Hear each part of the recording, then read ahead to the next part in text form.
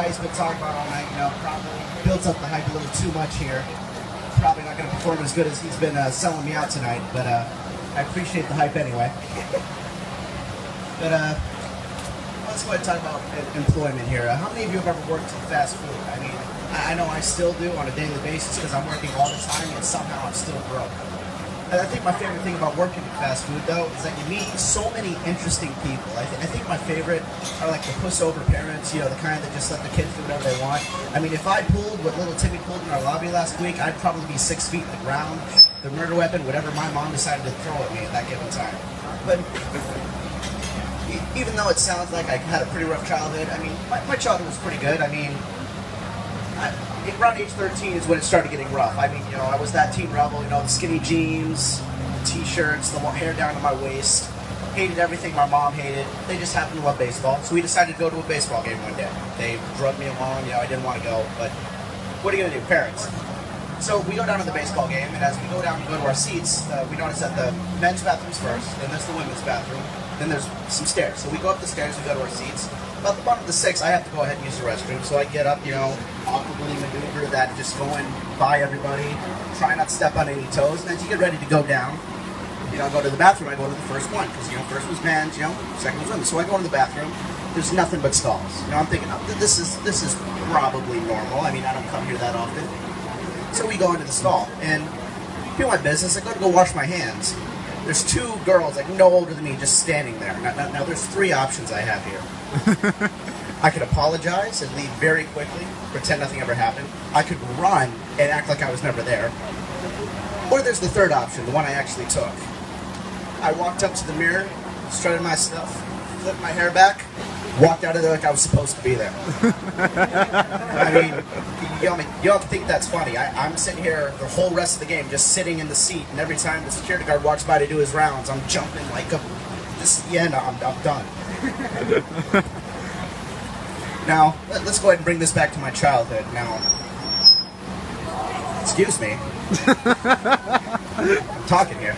But anyway, so go back to my childhood. I was a relatively smart kid. I was homeschooled, most of my life, from about kindergarten up to about 5th. Tested at a pretty high level, so I was smart. But for a smart kid, I was pretty stupid. Let's go ahead and put it this way. About age 4 or 5, we had a little house we were living in, and it had a little den, a little playroom. That was mine. Nobody else was allowed in there. That was my playroom.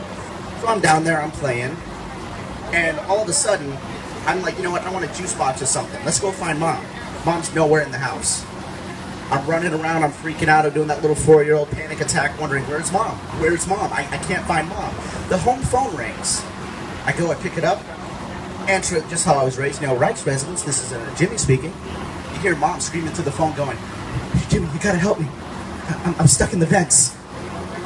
Now this was a different time. This was like, mid-90s. They still have the little blinking lights in the AC units. So when you look up in there, you see two blinking lights. I'm like, I see your eyes, Mommy. I'm coming to get you. I'm coming to get you. So I'm running around. I'm finding ladders. I'm getting screwdrivers. I'm getting Mom out of there. I'm freaking out. And then at that exact moment, Dad walks through the door, gets home from work, and goes, what are you doing? What are you doing? I'm worried, like, you got to help me get Mom out there. Mom's stuck in the vents. We got to get her out of there. We got to get her out.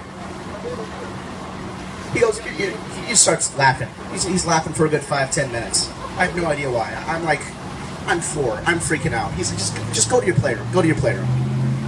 So I walk into my playroom. She's been hiding behind the curtains for like the last 35 minutes.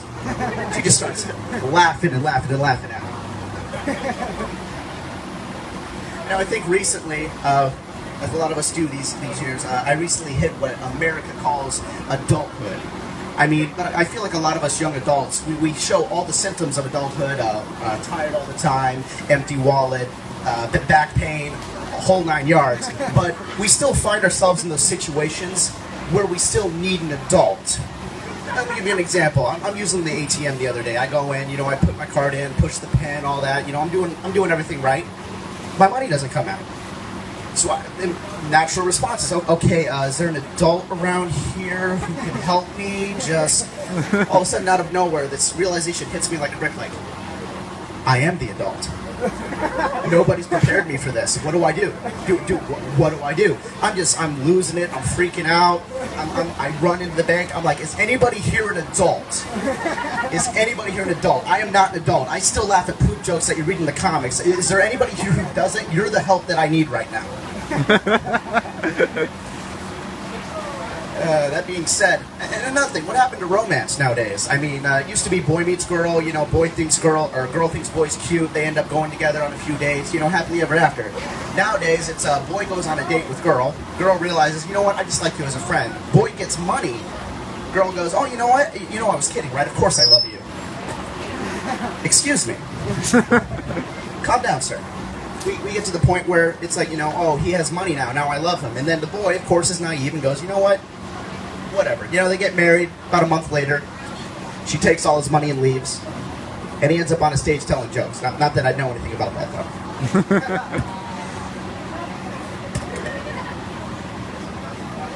That's about it for at least tonight.